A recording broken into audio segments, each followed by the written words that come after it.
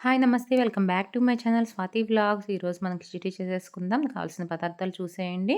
నేను బాస్మతి రైస్ తీసుకున్నాను. దాంట్లో పెసరపప్పు, పచ్చెనగపప్పు వేసుకున్నానండి. నేను కుక్కర్ పెట్టేసుకున్నాను. కుక్కర్ వేడెక్కింది. ఆయిల్ పోసుకుంటున్నాను. అలాగే ఒక స్పూను నెయ్యి కూడా వేసుకోండి. టేస్టీగా ఉంటది. ఇప్పుడు మనం దీంట్లో చెక్క, లవంగం, యాలుక్కాయి, బిర్యానీ ఆకు ఇవన్నీ వేసుకొని ఒక్కసారి వేయించేసుకుందాము.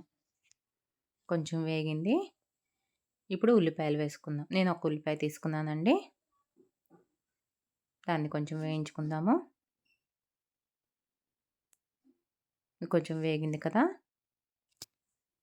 ఈసారి మనం పచ్చిమిర్చి వేసుకుందాం. పచ్చిమిర్చి నేను కచ్చాబిచ్చా దంచుకున్నానండి. అల్లం వెల్లుల్లిపాయి, చెక్క, లవంగం దంచుకున్నాను. దాన్ని ఒకసారి పచ్చివాసన పోయేదాకా వేయించుకుందాము. కొంచెం వేగింది. ఈసారి మనం కోసి పెట్టుకున్నాం కదా! బంగాళదుంప ఒకటి తీసుకున్నానండి. ఒక క్యారెట్ తీసుకున్నాను. సన్న ముక్కలు కట్ చేసుకున్నా. అలాగే ఒకసారి కలిపేసుకొని ఈసారి మనం టమాటా ముక్కలు కూడా వేసుకుందాము. కరివేపాకు, కొత్తిమీర, పుదీనా వేసుకుని ఒకసారి మొత్తం అంతా కలిపేసుకుందాం.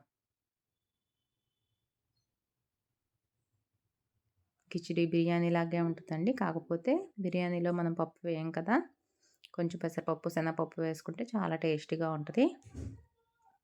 దీన్నే బియ్యం తాలింపు కూడా అంటారు. ఒక్కసారి మూత పెట్టుకొని తీసుకున్నాం కదా! కొంచెం మగ్గింది. ఒకసారి కలిపేసుకుందాము.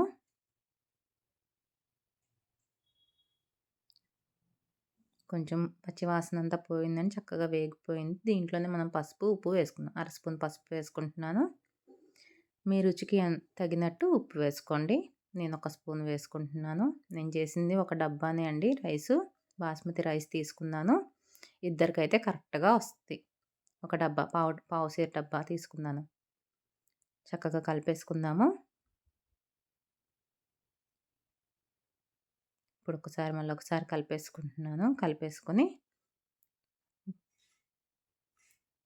రైస్ నానబెట్టుకున్నాను కదా! అందులోంచి రైస్ తీసుకొని వేసుకుంటున్నాను ఇందులో కుక్కర్‌లో. చాలా ఫాస్ట్‌గా అయిపోద్దండి ఇది. ఒక 3 విజిల్స్ వస్తే సరిపోద్ది. ఒకసారి కలిపేసుకొని వేయించుకుందాం. కొంచెం లైట్‌గా వేయించుకుంటే ఈ బియ్యం తాలింపు చాలా టేస్టీగా ఉంటది.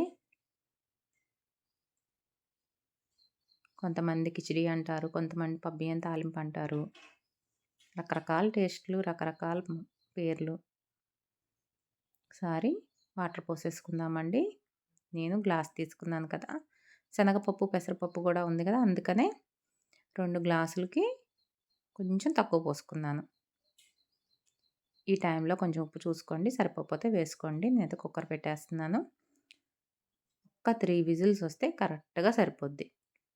చక్కగా పొడి పొడిలాడుతూ వస్తే చాలా టేస్టీగా ఉంటది. మీరు కూడా ట్రై చేయండి. చూసారా?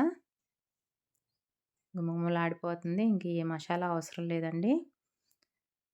ఈ వీడియో కనుక మీకు నచ్చినట్లయితే లైక్ చేయండి, షేర్ చేయండి, సబ్స్క్రైబ్ చేసుకోండి.